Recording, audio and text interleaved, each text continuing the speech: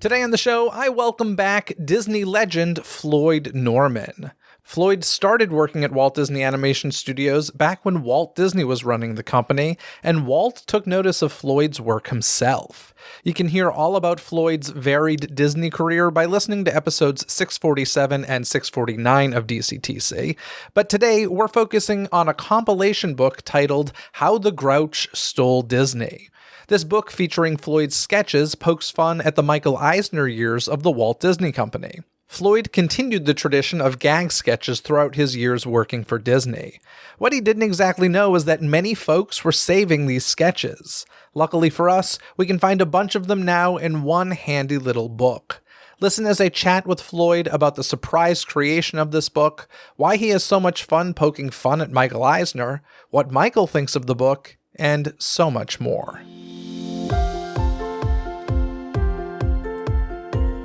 Prepare for some insight. You've tuned in to an exclusive DCTC interview.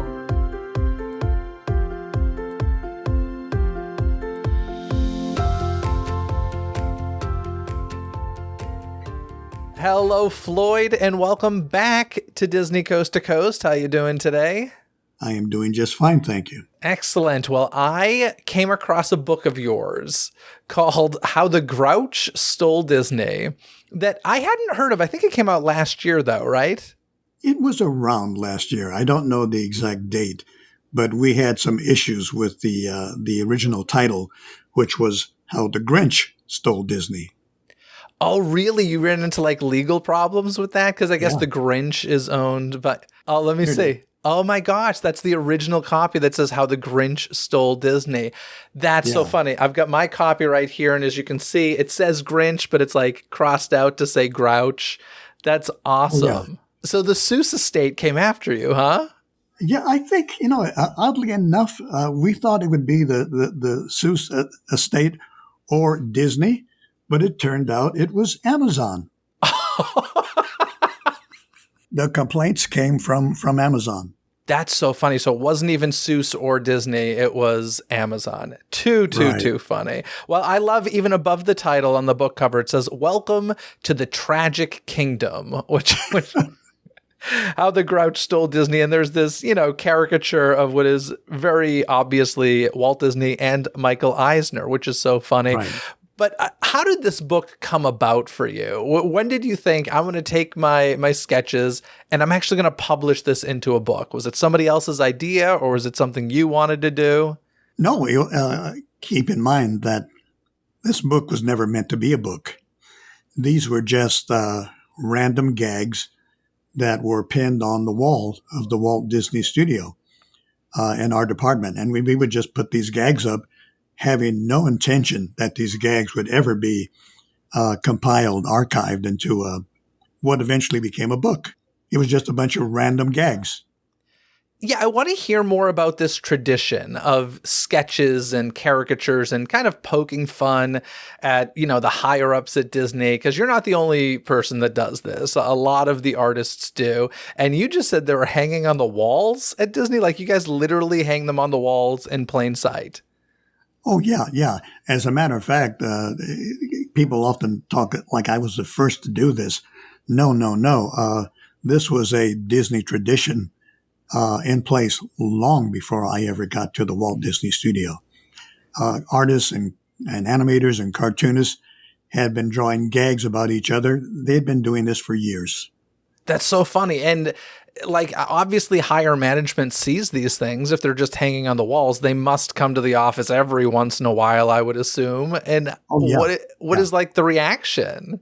Well, in the old days, I think it was sort of expected. This is what cartoonists did. Cartoonists drew cartoons. So to have a bunch of cartoonists drawing gags was hardly unexpected, So when I came to Disney as a young kid, I remember a particular wing on the first floor of the animation building. It was G Wing, I believe, down on the animation's first floor. And they had the whole wing, the walls would be covered with cartoon gags.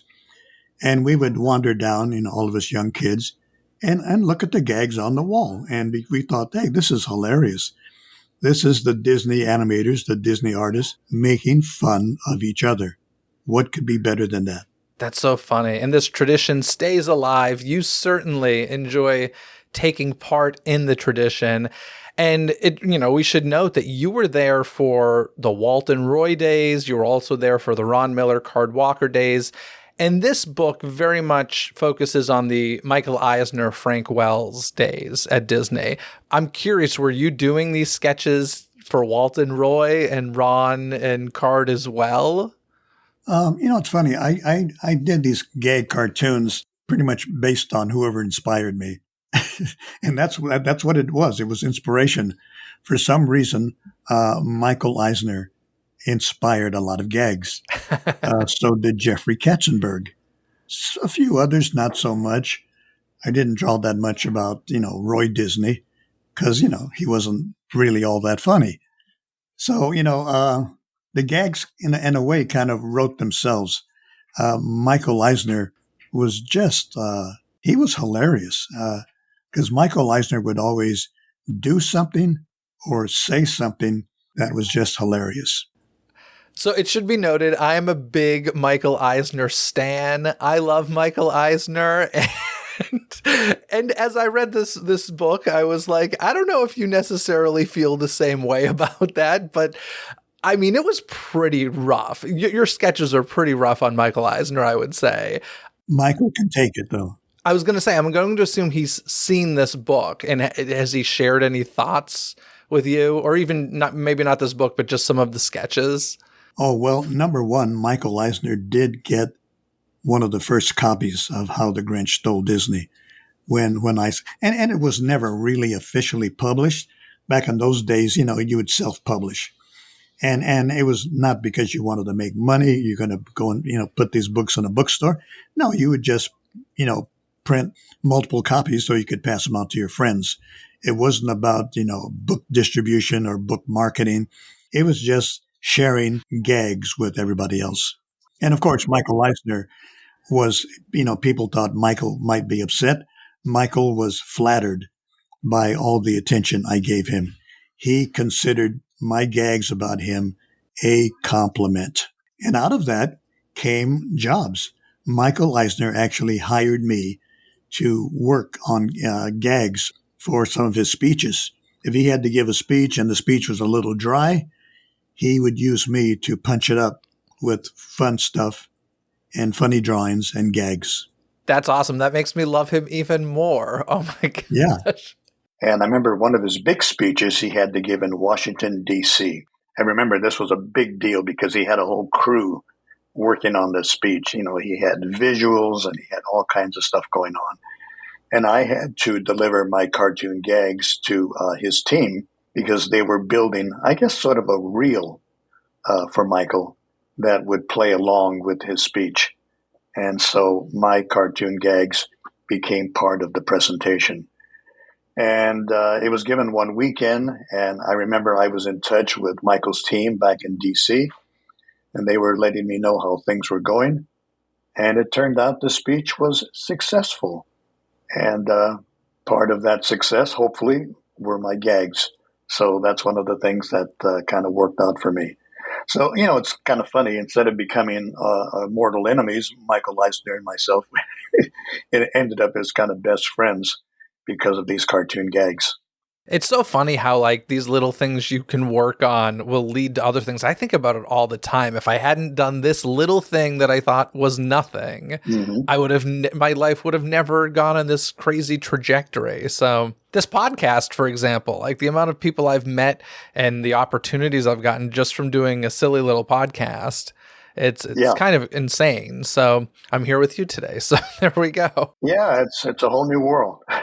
So these sketches that you were doing, is this one of those situations where like, do you have a notebook that you're always carrying around with you and sketching in, or do you just grab like the closest thing, like a napkin or whatever happens to be nearby and get to work? I grab anything that's available, I mean, of course, being at the Walt Disney Studio, naturally there's, plenty of paper and pens and pencils around. So you don't have to look far to find something to sketch on.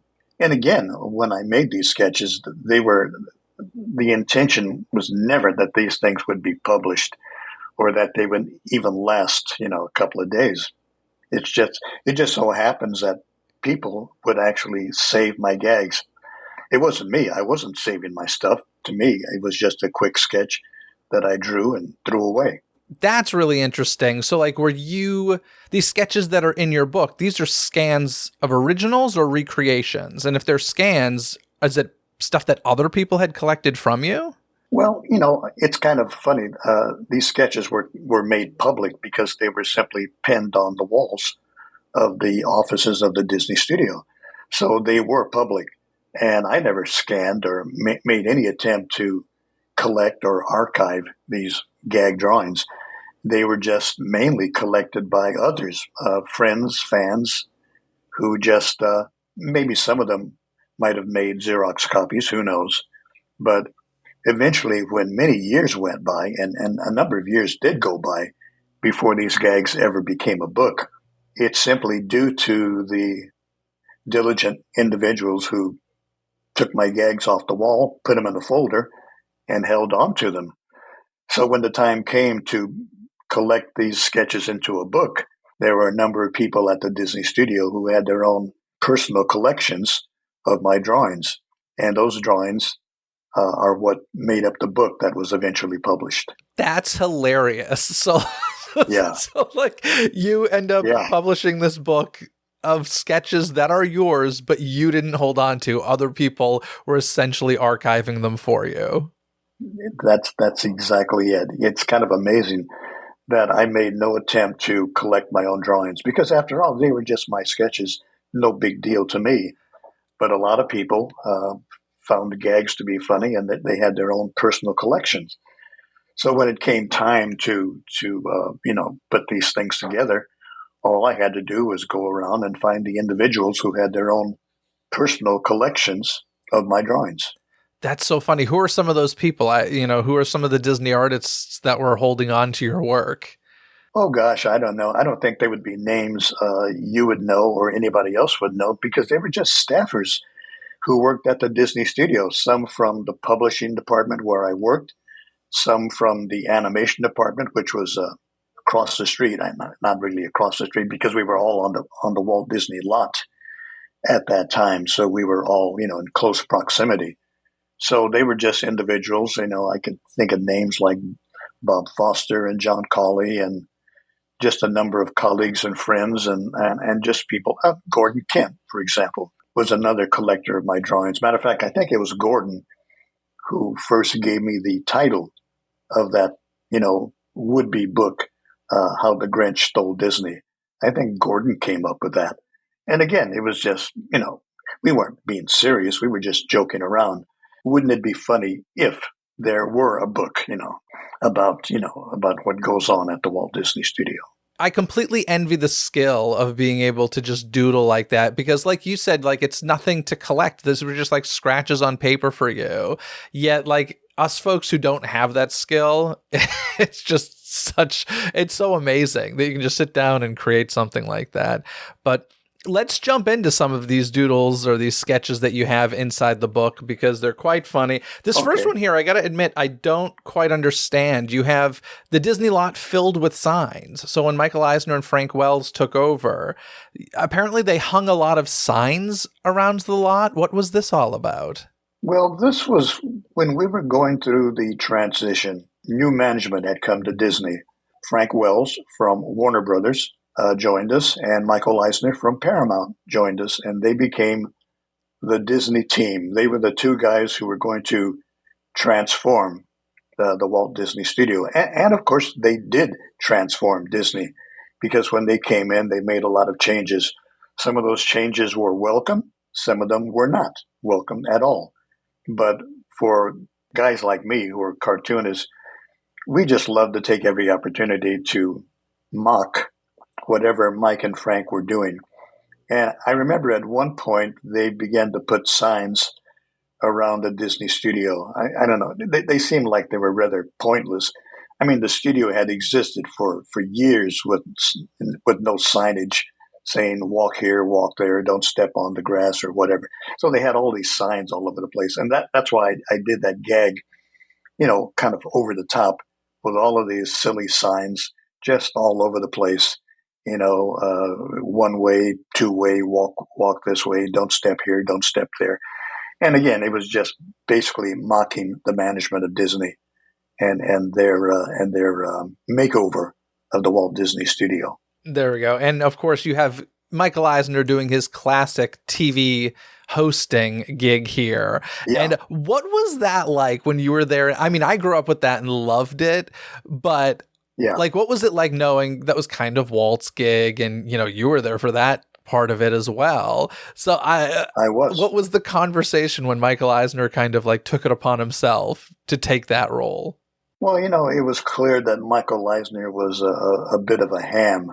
I'm sure Michael admired Walt Disney and what Walt had done those many years when he appeared to be the host of Disneyland and the Wonderful World of Color. So Michael being the boss, who's going to tell him that, Michael, this is not a good idea.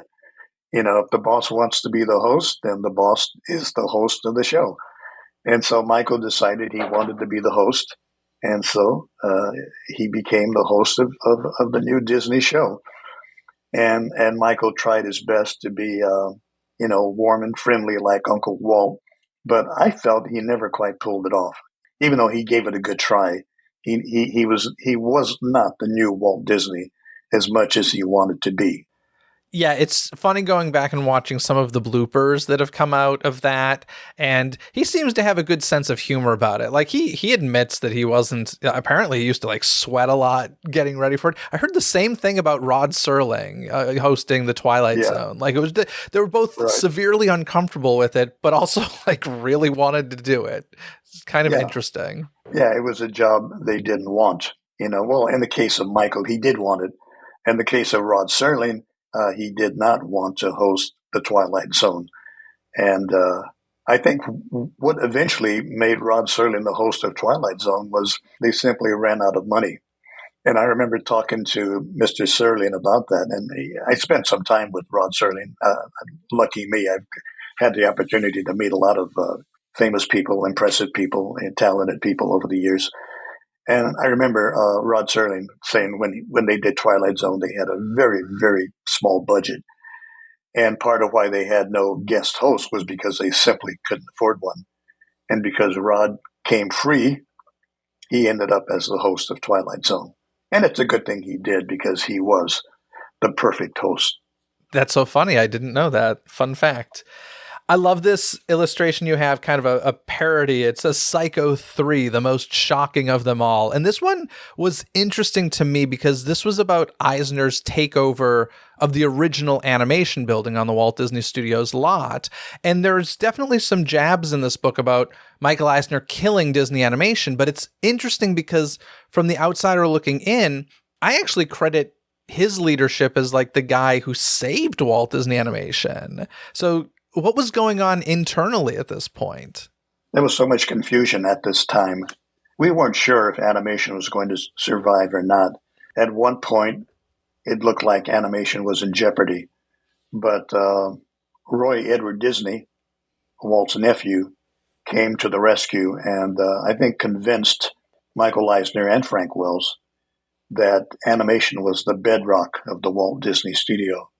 And we dare not let anything happen to the animation department. So it was kind of a dicey time, but I never felt that animation was in any real jeopardy, even though we were able to buy some time and the department was able to kind of like remake itself, reinvent itself under the leadership of Jeffrey Katzenberg.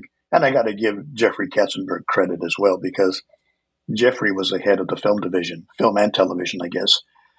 And, Jeffrey became extremely supportive of Disney's animation department.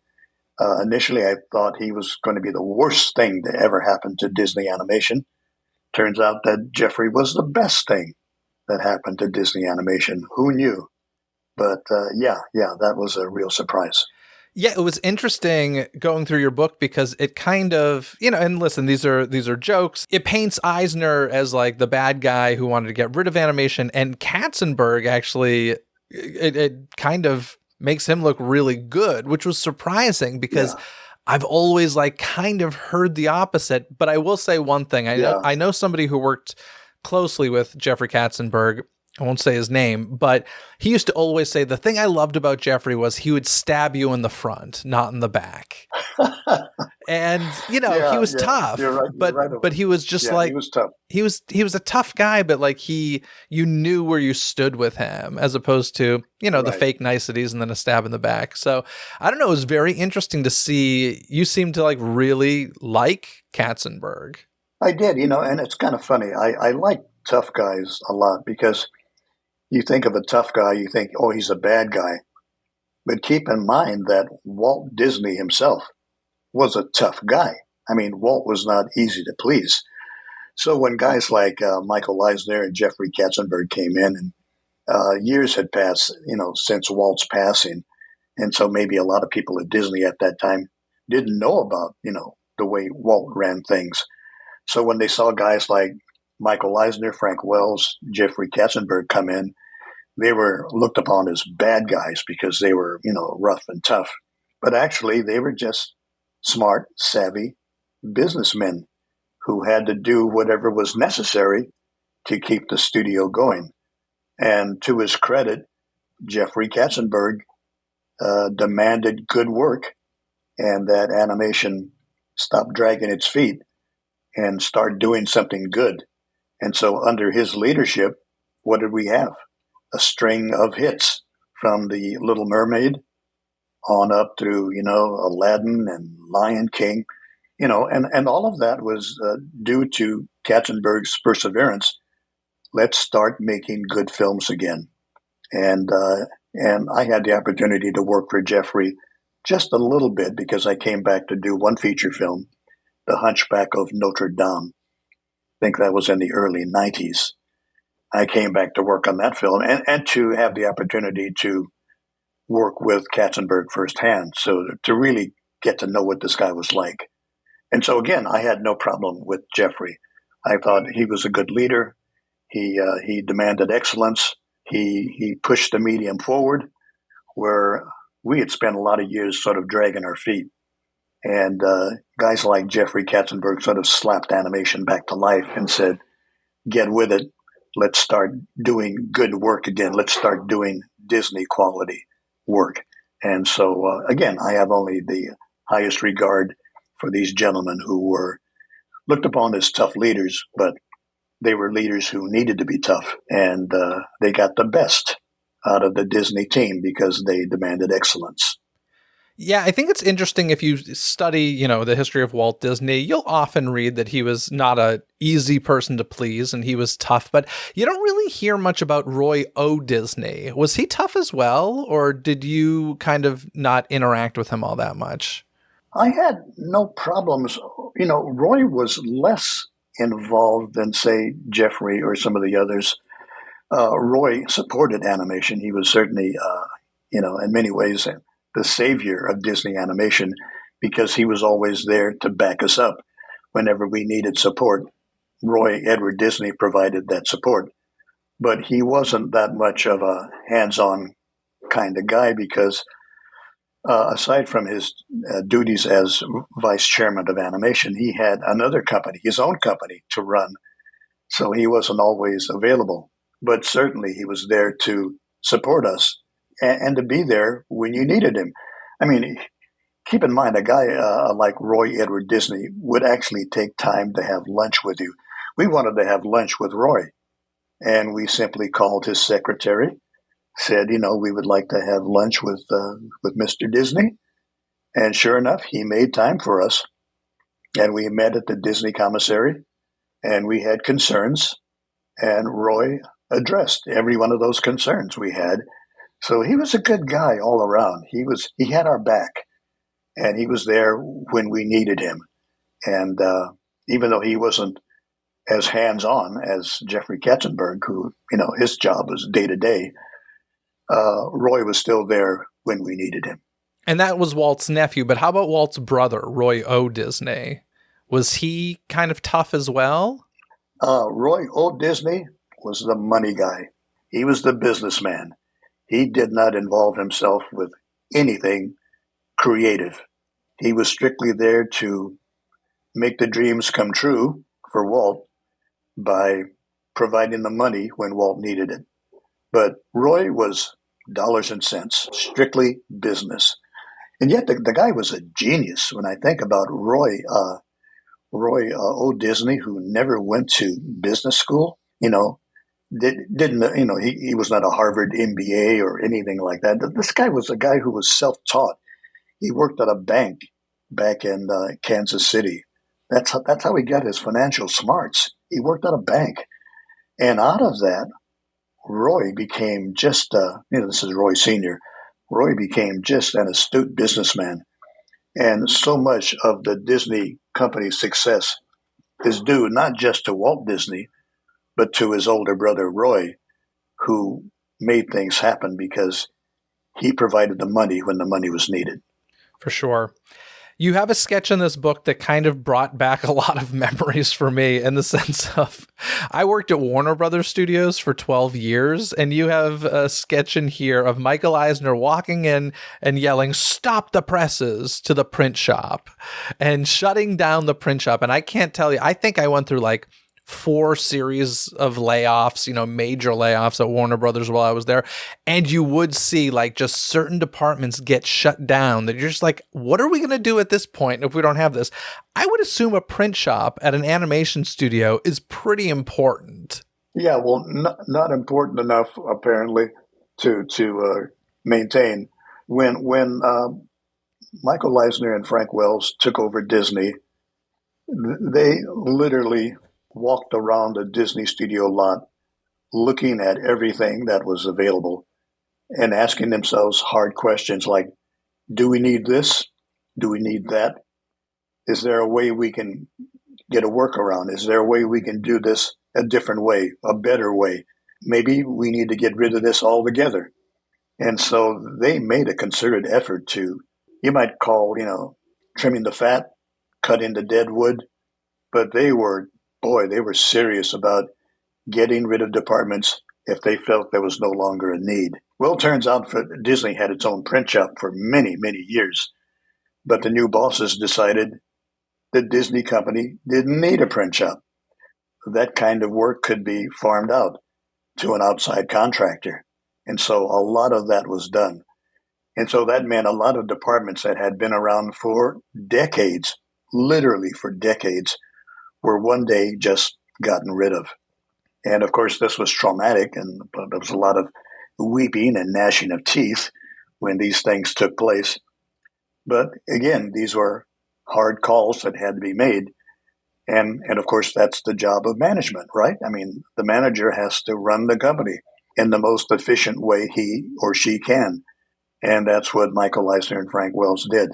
They went through and they cut and they slashed and they got rid of departments they felt were no longer needed. And of course, I was watching this whole thing, and very often, just because I'm a cartoonist, I had fun, sort of like, mocking all of these decisions and kind of painting Mike and Frank as the bad guys who were going to come in and, get rid of your job or, boot you out one day. And so, but again, that's what cartoonists do. We can take the worst situation and find humor in that situation. There's a gag in everything. And as an old gagster, that's what I do.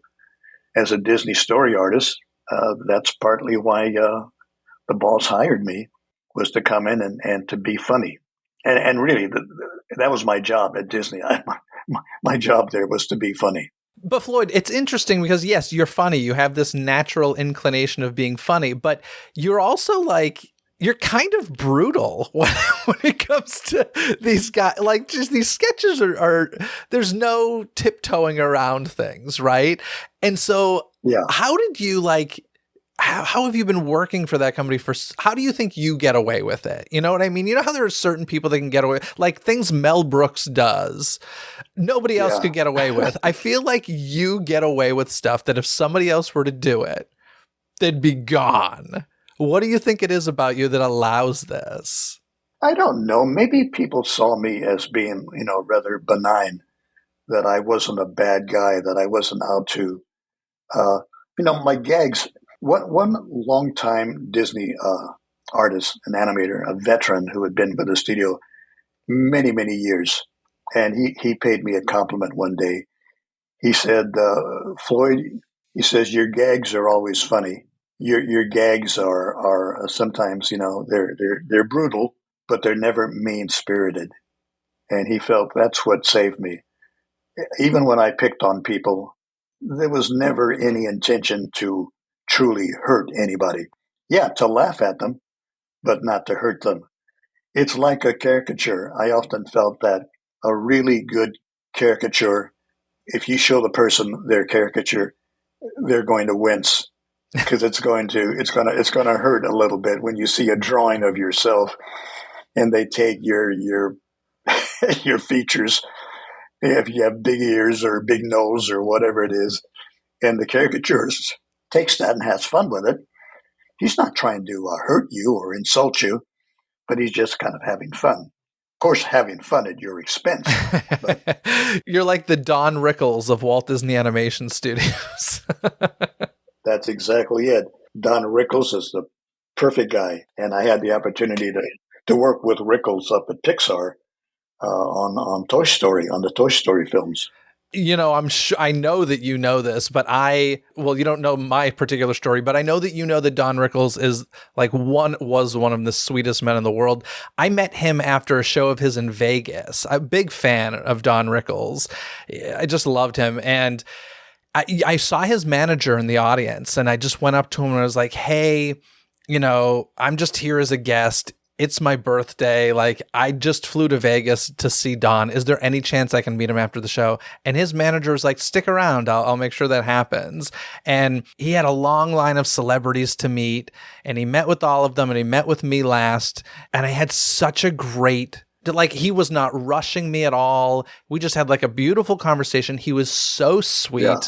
And, everybody that knew Rickles has a story like that.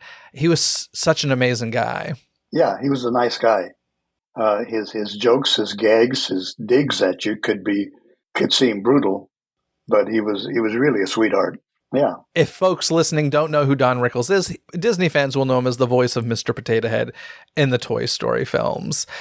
So another sketch that I love is, we get some folks walking down the hall. Michael says he solved the Euro Disney problem. Someone else goes, really? He's a genius. And you just see him in his office crossing out the words Euro Disney and writing Disney Paris.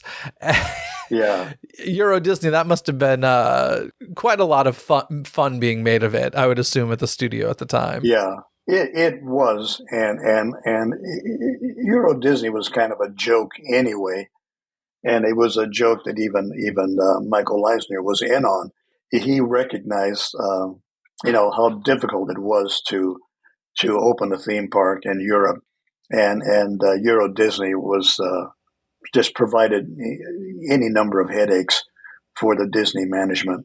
And of course, keep in mind, I was watching all this happen in real time. I was drawing these gags pretty much in real time as things happen. At the studio and in Europe, and Michael's management of the whole thing, I was drawing gags about it in real time, because that's kind of like, people often said I was kind of like the political cartoonist of animation. The way political cartoonists make fun of senators and congressmen and women and presidents and all of that. I was, making fun of our management at Disney, being tough, hopefully not being brutal, but being tough and being funny. And in all that, there is a nugget of truth, because if I do a gag, that gag is based on something. If people laugh, I know that I've connected. If they get the joke, then I know that I've hit home. And again, not wanting to hurt anybody, but just sort of like having fun at their expense. Correct me if I'm wrong, but the famous dwarf building that we have on the lot, that was built during Michael Eisner's time, right?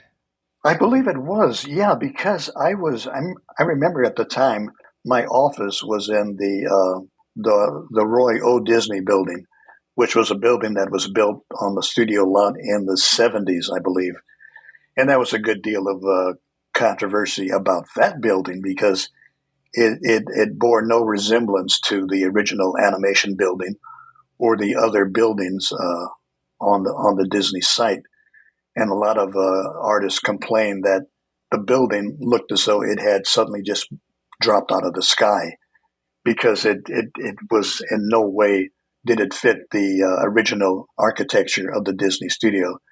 So when I was in that building, the Roy O. Disney building, they had broken ground on the new, what would then be called any number of names, from the Team Disney building, the Dwarf building, the Michael Eisner building, who knows? It had many names, but they had started building this structure, which was, again, it looked like a massive European structure. Once again, it didn't seem to fit the Disney campus, but Michael Eisner built it anyway, and we had a lot of fun making jokes about it. And we gave it funny names. I did any number of jokes about the dwarfs falling off the building and crushing some executive down below.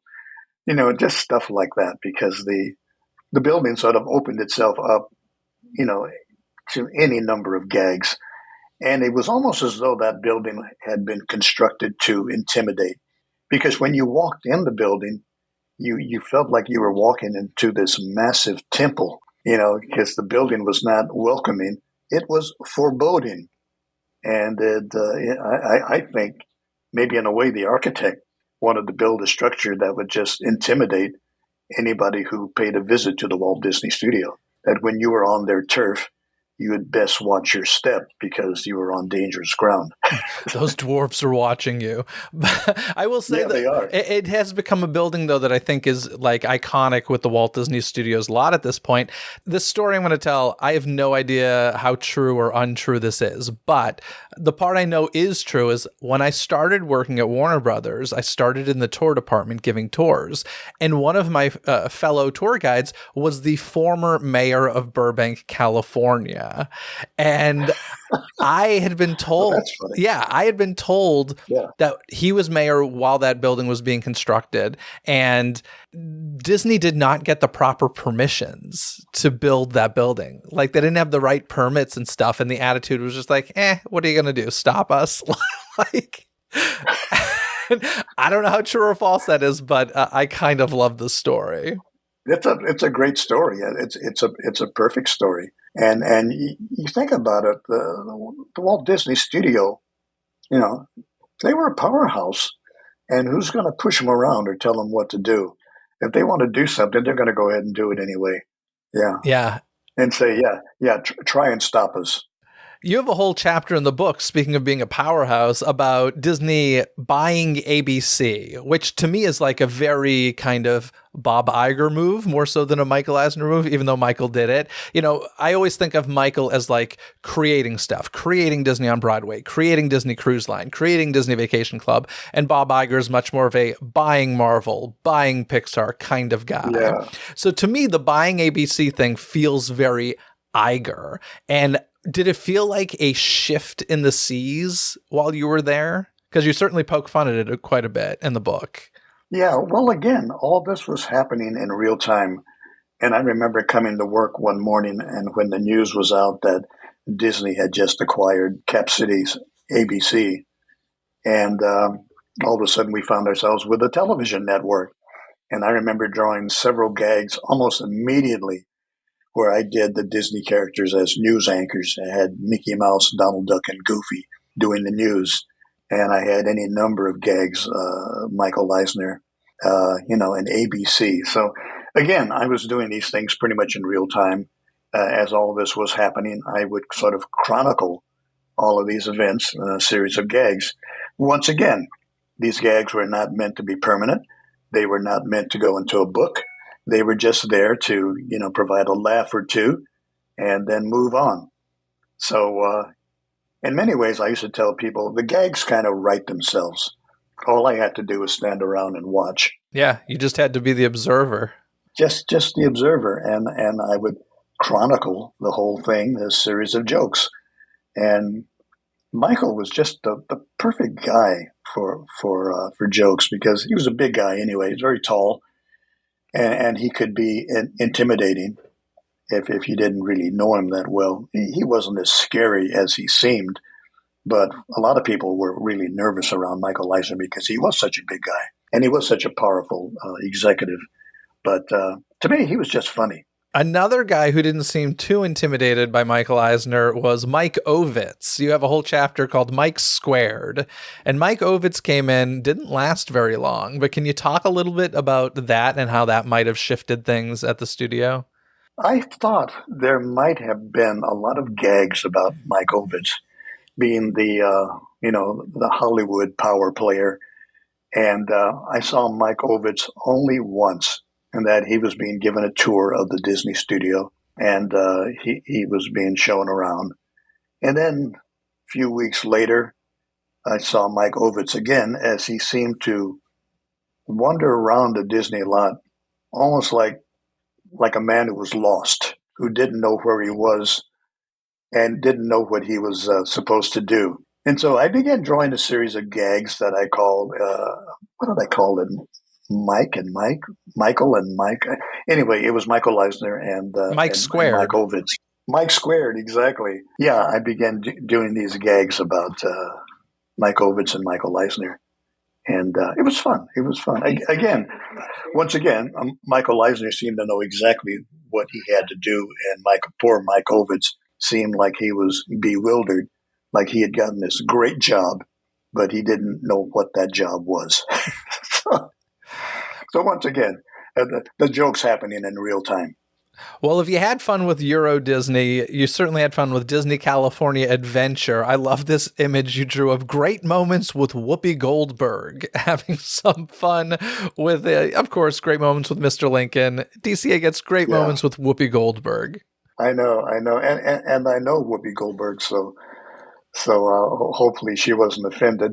But I just found some of the attractions at Disney California Adventure just really rather odd and strange. The very fact that they would even build a theme park, called Disney California Adventure, when we're already in California, was already a joke all by itself. So again, like I said, the gags write themselves. Now, I'm sure that this came along after we knew that Michael Eisner was, okay and healthy. But once again, I'm going to use the word brutal, Floyd, because you have sketches about Michael Eisner's heart attack in this book. You have the evil queen from Snow White holding open the box with a heart inside that says, "Snow White, liar, this is the heart of a CEO." That's right. Come There you on. go. There you go. Hold no punches, huh? It's taking all of these wonderful Disney tropes and having fun with them. And so when you think of the boss of Disney having health issues, you can't help but tie that into Disney fairy tales and Disney stories. It is all by itself a Disney story that I'm telling. And once again, kind of tough, but hopefully we all wished Michael well and returned to good health. But it was kind of fun having a few laughs at poor Michael's expense. And but he had a rapid recovery and did just fine. Now, you have a little bit in here about Tarzan, and I was a kid when Tarzan came out, and I admittedly never even thought of this, ashamedly so. But, you're a black man, and you have this quote in the book that goes, "The company seemed nervous about offending black people, so they excluded Africans from a movie that takes place in Africa." In Africa, right. Yeah. I think, again, that like if I was trying to be funny, I couldn't be any funnier than that. The very fact that they did that, I found it hilarious. I just like, you guys are making a movie. The entire story, the entire film takes place on the dark continent of Africa. And there's not one single African in the movie. I found that to be hilarious. Maybe a lot of people didn't, but I found it to be, I didn't find it to be offensive, but I just found it to be funny. And so, again, I look for the truth in a situation. I want to get to the heart of that particular situation. And the fact that the movie Tarzan had no Africans in the film story, I just found that hilarious. What did you do with Tarzan? Were you working on that film? No, I was not. Okay. Generally, when we were making films at Disney, there were usually multiple films in progress at the same time. So when Kevin Lima and Chris Buck had their team working on Tarzan, I was probably working on another film altogether. I don't know what that film was. Might have been Hunchback, Roger. probably. I think I had finished The Hunchback by then. Uh, Hmm. it might have been the Roger Rabbit sequel. Mm. It might have been Roger Rabbit. But I remember I didn't work. I didn't work on Tarzan, although I did pay a visit to the crew because I love what they were doing. I love what Glenn Keane was doing with his animation of Tarzan, and I love what Ken Duncan did with the heroine. What was her name? Was it Jane. Jane? Yeah. It was probably Jane. Yeah, Yeah. a name like Jane. Yeah. Yeah. But anyway, no, I love what they were doing with the film. But I did take the opportunity to poke fun at Disney's reluctance to add Africans to the story. I understood their concerns, and I understood why the company was a little nervous, a little apprehensive about how they would handle African natives in a film about Africa. But I think they kind of like over worried the situation, and that they really had nothing to worry about. But it made them nervous, so they kind of just ran away from it. But Tarzan turned out to be a pretty good film, though. Anyway, it was a good film. Africans or no Africans. You do mention, Pixar came along and kind of changed the game, and Pixar was Yeah. kind of doing better than Walt Disney Animation. And I love this sketch you have of Michael Eisner saying, "Hey guys, I know you've got the secret to making hit films. What is it? Can you tell me?" And then you have a sketch of John Lasseter and Steve Jobs reading all of these Disney movies books and the history of Disney animation. The secret was Disney Animation. Exactly. Yeah, yeah. Once again, the jokes write themselves. Why everybody thought Pixar had this marvelous secret to making hit films. What they were doing at Pixar was simply making Disney films. How hard can it be? When Pixar invited me up in I guess it was in the mid '90s, to come up to their studio and work with them, people would ask me, "Gee, how did you make the adjustment leaving Disney and going to Pixar?" And I said, there was no adjustment. Pixar is essentially another version of the Walt Disney Studio. Keep in mind, a lot of the artists at Pixar were trained, mentored by the old Disney guys. Pixar, being led by John Lasseter, who was a Disney fanboy. I mean, good heavens, Pixar is just the Disney studio in a different location. I'm going to leave it with this final question. You mentioned in the book, you say, quote, talking about the Walt Disney Company at the time, "The decision's both brilliant and dumb." So I'm curious, in your opinion, during this time, the Michael Eisner time, what was the most brilliant decision and what was the most dumb decision? Well, man, that's a good one. Again, when you're the boss and you have to run a company, you're going to make decisions. And chances are half those decisions are going to be brilliant and half are going to be stupid because you just don't know. You really don't know. It's tough being the boss. And honestly, even though I pick on my superiors, I have only the greatest respect for them, and my sympathies go out to them because they are given a job that is not an easy one. And so there's going to be flubs, there's going to be stumbles. I think one of the dumbest things that happened during that time was when Disney and Pixar could not come to an agreement. Michael Eisner had issues with Steve Jobs, and the two of them kind of battled for about a year, because they couldn't seem to get together. Eventually, this matter was finally settled. Pixar and Disney became one. But I felt that during that year, I think nearly a year went by when Disney and Pixar were kind of like bitter rivals. Thankfully, a rivalry that didn't last. But let's just say that the wise decision was when Disney said, you know what, maybe we should just acquire Pixar and we'll have the best of the best. We've got the Walt Disney Studio, we got Pixar Animation. With these two powerhouse studios, we will make great films and make lots of money. So that was the dumb decision, and that was the brilliant decision. Fortunately for Bob Iger, he had the opportunity to make the brilliant decision because by the time he came on board as chief executive officer, Michael Eisner had since departed Disney. So Bob Iger gets the credit for the acquisition of Pixar. All right, should I let you off the hook there, or should I demand that you give me a brilliant Michael Eisner decision, since that wasn't really Michael's decision? What if you had to pick one that Michael made? Michael, I was in an early meeting with Michael Eisner, Jeffrey Katzenberg, a few others, when we were deciding whether or not we dare make an animated musical out of Victor Hugo's Hunchback of Notre Dame. Very risky material for a Disney cartoon. And Michael Eisner said, take the risk, make the movie. So a bold move by Michael Eisner. And I think a smart move because I liked The Hunchback very much. It was a film that I enjoyed working on. I think it was a risky subject matter. I give Michael Eisner credit for saying, let's not be afraid of this material. Let's go ahead and make a darn good movie out of Victor Hugo. I love that movie as well, and I'm very happy he said yes and approved it. So that was fantastic. I am as well. Thank you so much for coming on the show. I really, really appreciate it. Are we going to be getting a Bob Iger sketchbook from you? You know, it's really funny.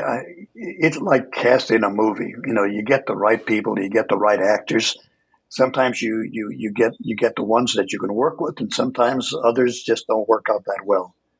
For some reason, Michael Eisner was just perfect as a foil. But Bob Iger, for some reason, has never come across, to me anyway, has never come across as funny. And so that's why there probably won't be a Bob Iger book, because as much as Bob Iger has proven to be a pretty good leader, he's just not a funny guy. And so that's why there are very few, if any, Bob Iger gags, because Bob Iger simply is not funny. Maybe he should be. I was going to say he'd be a better leader if he was funny. I'll take funny any day. So there we go. Well, Floyd, thank you so much for coming on the show. You certainly are a funny man, and I appreciate you taking the time.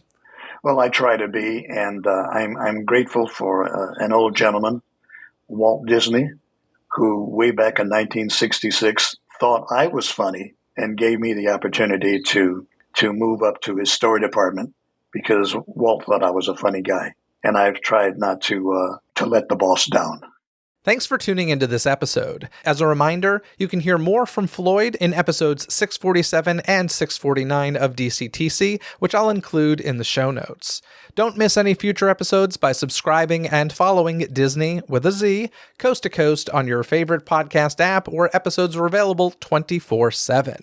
If you're a longtime listener of the show, thank you. And if you have the means, consider supporting the show over on Patreon.